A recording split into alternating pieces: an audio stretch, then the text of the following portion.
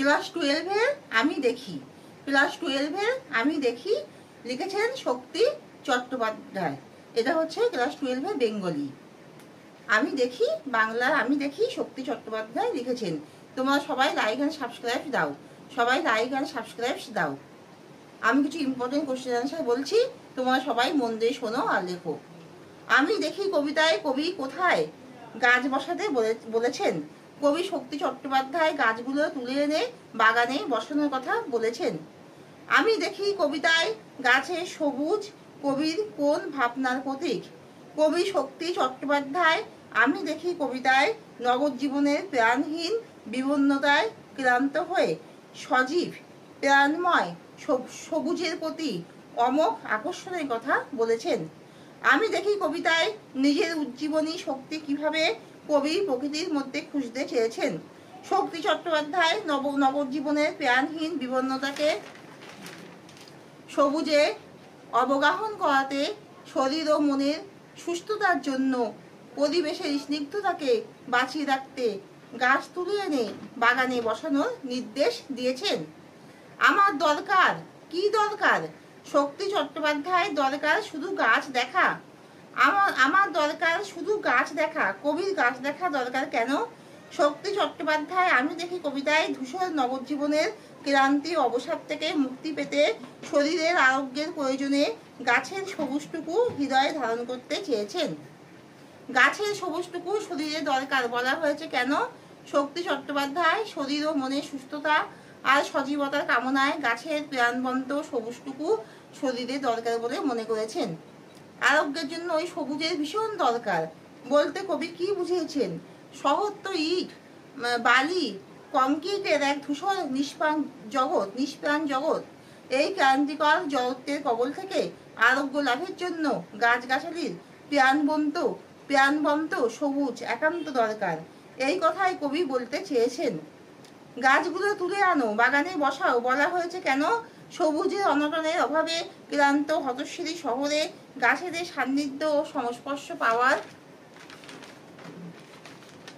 তীব্র আকাঙ্ক্ষায় কবি শক্তি চট্টোপাধ্যায় গাছগুলো তুলে বাগানে বসাতে চান। বহুদিন জঙ্গলে কাটেনি দিন কেন? আমি দেখি কবিতায় কবি শক্তি চট্টোপাধ্যায় দীর্ঘদিন আরণ্য প্রকৃতির সংসার থেকে বিচ্ছিন্ন এই আক্ষেপ থেকে তিনি মন্তব্যটি করেছেন। বহুদিন শহরে আছি, শহরে থাকার ফলে কি হয়েছে? শক্তি চট্টোপাধ্যায় কবিতায় বহুদিন আমি দেখি কবিতায় বহুদিন শহরে থাকার কথা বলেছেন। বহুদিন শহরে থাকার ফলে দেখেছে নির্বিচারে সবুজ ধ্বংস করে ধূসর নিষ্প্রাণ নগরে কংক্রিটের বিস্তারকে তিনি দেখেছেন। বহুদিন শহরে আছি, কবি বহুদিন শহরে আছেন কেন? কবি শক্তি চট্টোপাধ্যায় রুক্ষ নিষ্প্রাণ নগরের বুকে কর্মব্যস্ততায় বন্দী, তাই সবুজের সাহচর্য পাওয়ার প্রত্যাশায় তার হৃদয়ে আকুল হলেও তিনি শহরে বন্দী থাকতে বাধ্য হয়েছেন। বহুদিন শহরে আছি, শহরে থেকে বক্তা কি উপলব্ধি করেছেন? কবি শক্তি চট্টোপাধ্যায় দীর্ঘকাল শহর জীবনে বন্দী থেকে অনুভব করেছেন নগরায়নের আগ্রাসনে কিভাবে সেখানে সবুজের অলংকার হারিয়ে গেছে। শহরের অসুখ বলতে কবি কি বুঝিয়েছেন? আমি দেখি কবিতায় কবি শক্তি চট্টোপাধ্যায় শহরের অসুখ বলতে ইট বালি কংক্রিটের সর্বগ্রাসী ও বিকৃত বিস্তৃতিকে বুঝিয়েছেন। কেবল সবুজ খায় বলার কারণ কি? কেবল সবুজ খায় বলার কারণ হলো শক্তি চট্টোপাধ্যায় আমি দেখি কবিতায় শহরের সর্বগ্রাসী বিস্তৃতির কারণে ক্রমাগত সবুজের নিধনকে ফুটিয়ে তুলতে মন্তব্য করেছেন। হা করে কেবল সবুজ খায়, এর ফলে কি ঘটে? শক্তি চট্টোপাধ্যায় সর্বগ্রাসী নগরায়নকে শহরে অসুখ বলে মনে করেছেন। এইভাবে নির্বিচারে সবুজের ধ্বংসের ফলে শহরে গাছপালা কমতে থাকে। কোথায় কেন সবুজের অনটন ঘটেছে? নির্বিচারে সবুজ ধ্বংস করে নগরায়নের ফলে সবুজের অনটন ঘটেছে। চোখ তো সবুজ চায়, কবি কথা বলেছেন কেন? বিবর্ণ ধূসর শহরে কবির ক্লান্ত দুটি চোখ প্রাণবন্ত সবুজের সজীবতার সন্ধান করে, তাই এমন কথা বলেছেন। দেহ চায় সবুজ বাগান, এ কথা বলার কারণ কি? মানুষের শারীরিক ও মানসিক সুস্বাস্থ্যের প্রয়োজনে শহরের ক্লান্তি আর অবসন্নতা থেকে আরোগ্যের তাগিদে মানুষের শরীর সবুজের সান্নিধ্য চায়।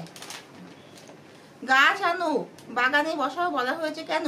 শক্তি চট্টোপাধ্যায় শহরের ধূসর বিবর্ণতা থেকে পরিত্রাণের আশায় সাধারণ মানুষের উদ্দেশ্যে এমন আহ্বান জানিয়েছেন। আমি দেখি কবিতায় কবি কি দেখতে চান? কবি শক্তি চট্টোপাধ্যায় দু চোখ ভরে সতেজ প্রাণময় গাছের সবুজকে দেখার আকাঙ্ক্ষা প্রকাশ করেছেন।